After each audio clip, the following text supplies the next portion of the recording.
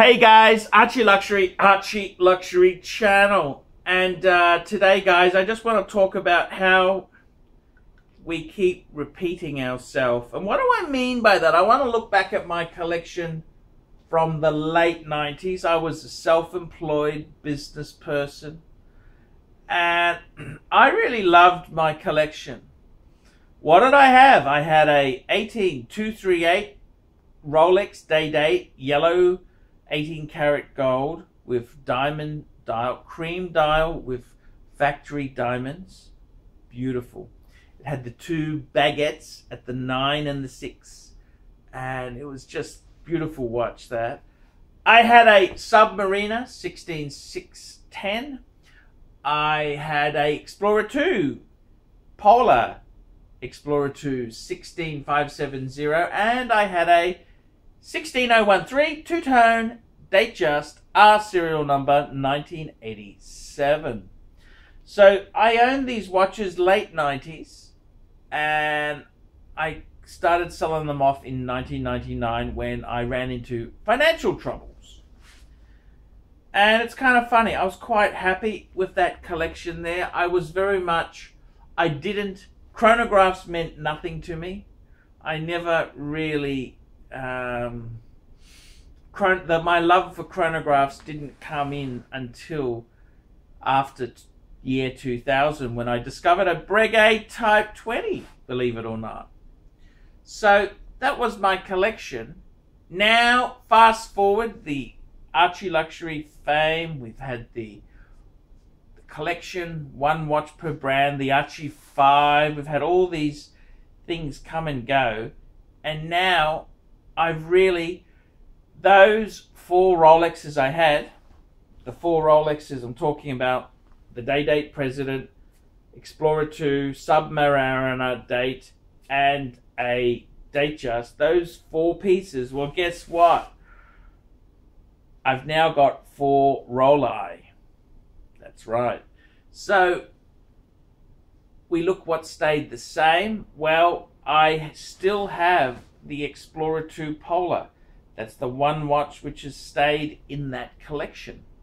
The 16570, I've got a later one with solid end links and Luminova, but it's still basically the same watch series. The Submariner, the 16610, well, what have I done? I've actually gone for a 16613. That's the two-tone version of the Sub. It's the pre-ceramic. So the Explorer 2 and the Sub, I've still got those 2 core ingredients. The other thing I've done is I've kind of, instead of having the Datejust, I have no Datejust in my collection there itself. I would say the role of the Datejust has sort of gone to the Milgauss. This is kind of my dress, simple, just more sporty world we live in. So instead of having a Datejust two-tone, I've got a Milgauss black dial, quick wristwatch check whilst we're there. And then instead of having the President, I've gone for a Daytona. So I've kind of changed my ways, so to speak. I've really changed the way I do things. But I've got 4 key Rolexes. And it's kind of funny. We go back. That was 1998, 1999. I had that collection. I loved it. I only sold it off because I was fucked financially.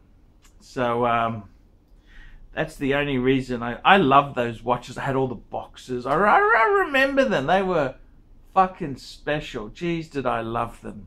I loved my watches. I used to take them out, play. I used to love my watches.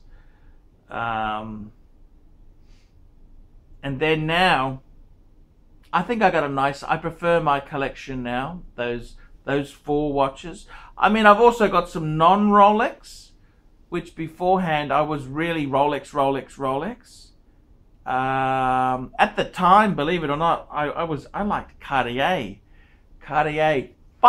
Cartier, Jesus Christ. And I like I had an octagonal Santos. Fuck. So, I mean, when we look at my non-Rolex now, I've got a Patek Philippe World Time. That's a super, super, super grail watch. That wasn't even available until 2000. Then I've got myself the Reverso. That's a very, very cool watch. And I've also got a Zenith El Primero 1969 Chronomeister Open, which I just love. I love chronographs. I do love chronographs. So it's kind of funny. I look at my collection now. It's heaps better than when it was 20 years ago.